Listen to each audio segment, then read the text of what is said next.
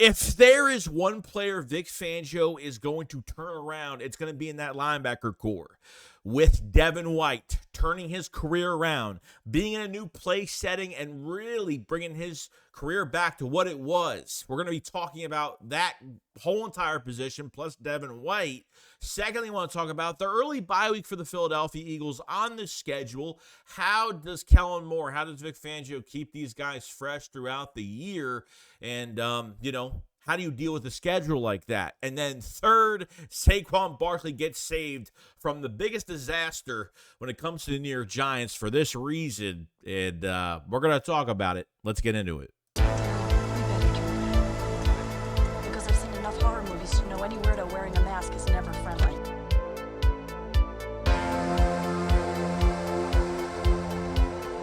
Yo, what's going on, guys? I hope everyone's having a fantastic day today. Hope everybody is enjoying their work week. Now, we have a lot to talk about here regarding the Philadelphia Eagles getting closer and closer by the week. Still early in the process right now until training camp.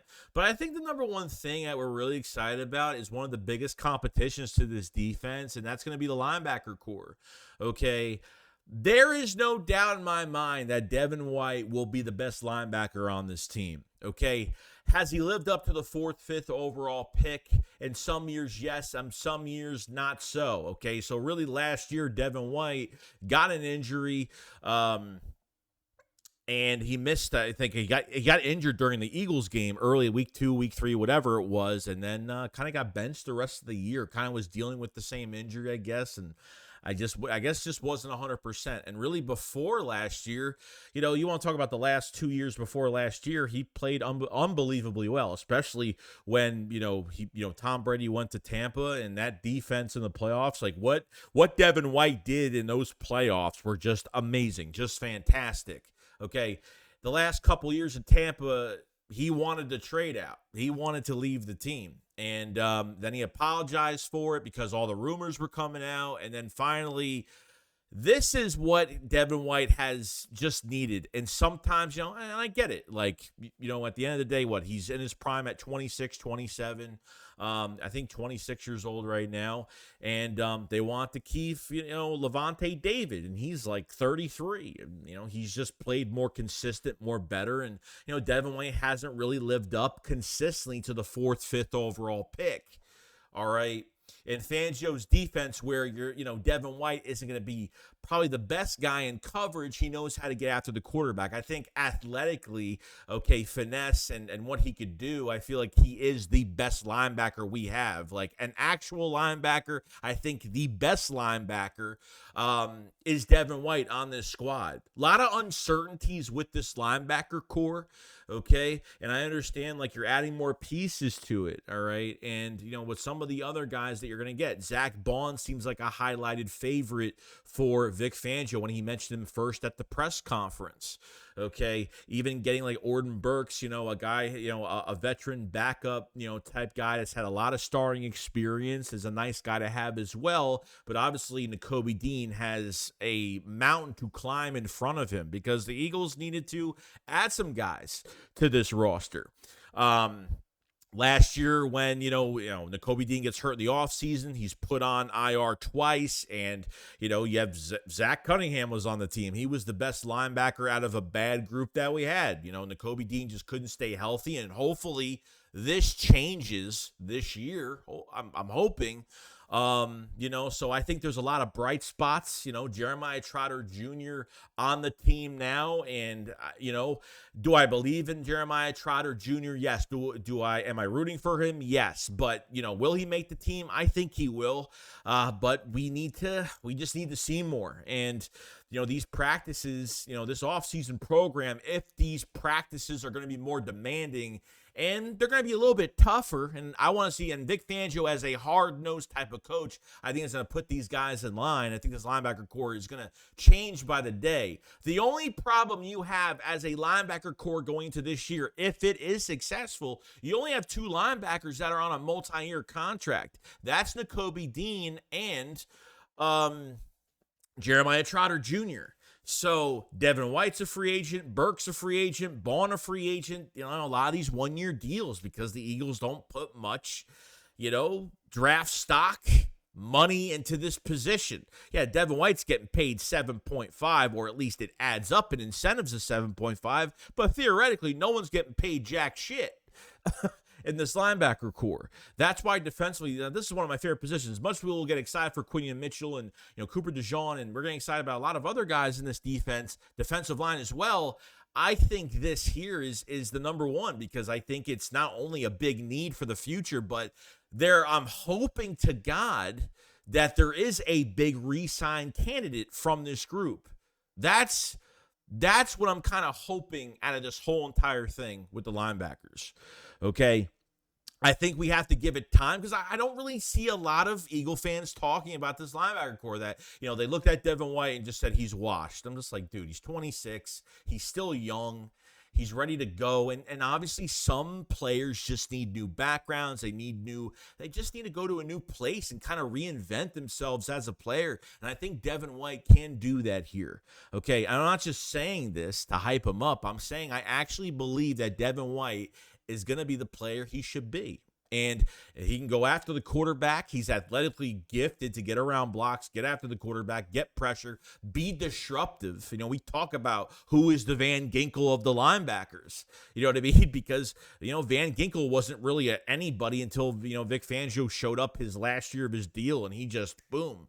He just exploded and played really good with 6 sacks, 53 pressures for the year, which was fantastic. I think Devin White has a huge chance. Now, I'm not saying they'll never drop him. They'll keep him drop back in coverage. I think they will at times, but he will use some linebackers downhill. If someone has a gifted ability to go after the quarterback and shoot the gap and finesse around blocks, he's going to use it. Vic Fangio has done it. That's why I feel like with Vic Fangio's system in the building, you get to keep a structure. They build a structure during camp.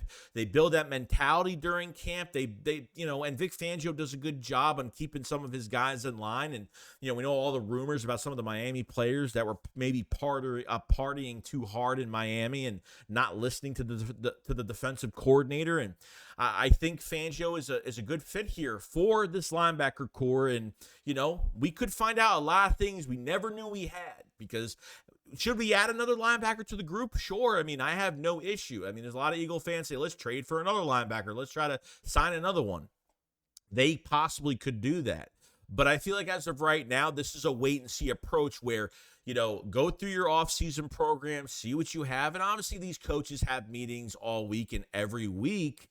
So, Bobby King, I think, is a really good linebacker coach. He has a lot of experience, a lot of years of experience. He developed a Pro Bowl in Al-Shaair that, got a big deal as a linebacker. So, it's really nice to see kind of everything, everything's not together yet, but it's nice to see that everything's set up perfectly for the Philadelphia Eagles for this position. I think Devin White is going to be a fan favorite, and I think he's going to have a home here for a few years. I think he will be here, could be here for the rest of his career. It's a big opportunity for him and a lot of these other guys, and not to mention Devin White. We talk about Chauncey. We talk about guys that have these mentalities, these big voices, these big personalities. You haven't seen Devin White and his personality and what he does on the field and how he controls every situation. I'm telling you, you're going to love Devin White a lot when it comes to him as a leadership quality, as a leadership standpoint. It's going to be a lot of fun to watch, and I totally promise you you're going to absolutely love it. So that's all I got to say about Devin White, the linebacker core in general. And, at least you're bringing in some guys on one-year deals. You have a couple guys on long-term or multiple years. And Devin White is, I think, the sure thing that the Eagles are hoping Fangio could drag out of him as much success as possible, put him back to what he was. Okay, if things weren't going well in Tampa Bay at the end for the last 2 seasons, then, mentality probably wasn't there, or he did all he probably could to play well and do his thing. And I think people are writing him off way too early. So I think we need to do a little bit more and see where he's at. So I'm very excited for Devin White. It is going to be my favorite linebacker coming in. So I can't wait. Now, secondly, we talked about, obviously, the Eagles schedule the other day and kind of looked at it. Now, the bye week for the Philadelphia Eagles is week 5. It's an early bye week. It sucks. It's horrible. So what I have to explain to you guys is, or at least figure out for myself, is how do you keep your guys fresh all year? Now, if this was last year and the Eagles had an early bye week, just say, you got to distribute the ball. You got to keep everybody fresh. And yes, some games, Devontae Smith is going to have a better game than A.J. Brown. Like, we've seen that a million times. It's you can't give the ball to one guy every game all the time. And I get it. Unless he's the only, like, good weapon, I understand that, where you want to, you got to put that guy in the right position because he's all you got. But this is an offense with multiple different pre-snap motions, lining up guys in certain areas, doing certain things to keep the defense on their heels. And I think, you not only, wide receivers getting tight ends. I mean, you have running backs. You can line wide receivers in the backfield on pre-snap motion and do all these different things. Kellen Moore is going to be more creative because on paper, this is the best roster that Kellen Moore is going to have. So how do you keep guys healthy, especially, having this is big for the quarterback too, because what did the Eagles do last year? They ran the QB option or whatever. They ran the QB sneak, whatever, how many times? Okay, QB run, QB run, QB run. They put way too much on Jalen Hurts. Didn't let DeAndre Swift kind of take some of the pressure off. Didn't underutilize, DeAndre Swift, the tight end in Dallas Goedert, and then once he got hurt, they just ignored the position. Wide receiver 3, we haven't been successful at the position. Never gave guys a chance, and Quez Watkins wasn't enough, and Olamide Zaccheaus never really had a chance. So there's a lot here.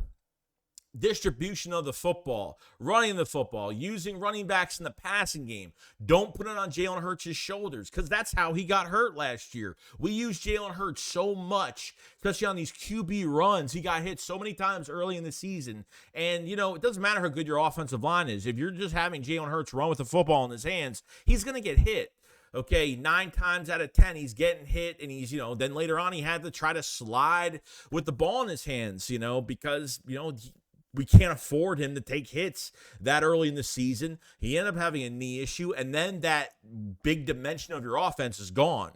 Jalen Hurts' speed with his legs, it's just completely gone. So you have to find other ways to get the football out. And yes, injuries are uncontrollable sometimes, but you can control them to a certain point where if you at least can distribute nicely between all of your fantastic players, okay, you have a lot of weapons here. There's really no excuse not to score 35 plus a game, to be honest with you. At least 30 plus a game, and be dominating, especially with a schedule that, on paper, I'll say, it looks like, it's hard to earn wins in the NFL, but from this schedule on paper, there's no gauntlet. The Eagles don't have to travel the last few weeks barely, which is great. They don't have to travel to the West Coast and come back and mess up their body clock.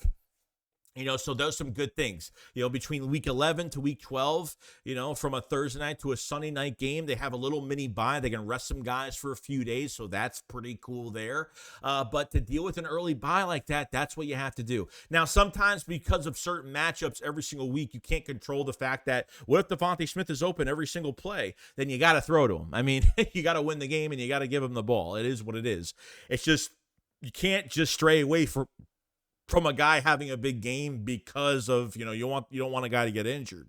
If the matchup works and it's been working, then you have to stick with it. But if there's games where they can at least control where, if they take big leads, and this is why they have to play well this year with an early bye, you take big leads, then you could actually put in guys middle of the fourth quarter to the end of the fourth quarter and rest some of your starters and distribute the ball well. I'm going to say it for the 10th millionth time.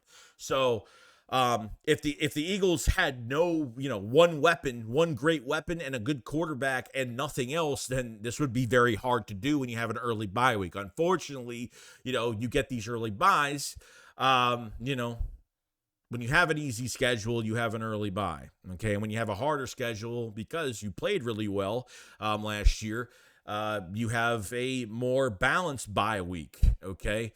So this is how you're really going to treat it. And I'm hoping they go down this road. And last year, you have an early bye week last season in 20. If you had an early bye week last season in 23, let's just say, you're underutilizing, you're not using DeAndre Swift. You're not running the football enough. You're not using the right running backs. Your substitutions were jack shit horrible. So you have to be really smart with this. Kellen Moore has everything in his back pocket, and for him to be successful, you have what you have right now. And I think that's what it's going to take for the Eagles to stay healthy all year. Don't put it on one guy. Don't get Nick's hands on this playbook and run the same plays, because if you're going to do that, I'm telling you, guys are going to get hurt.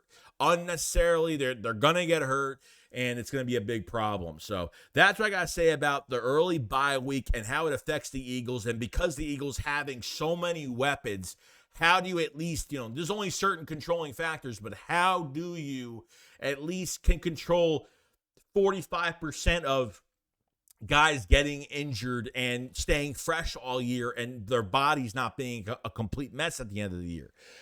Sometimes that's uncontrollable too, but at least we could try to help that.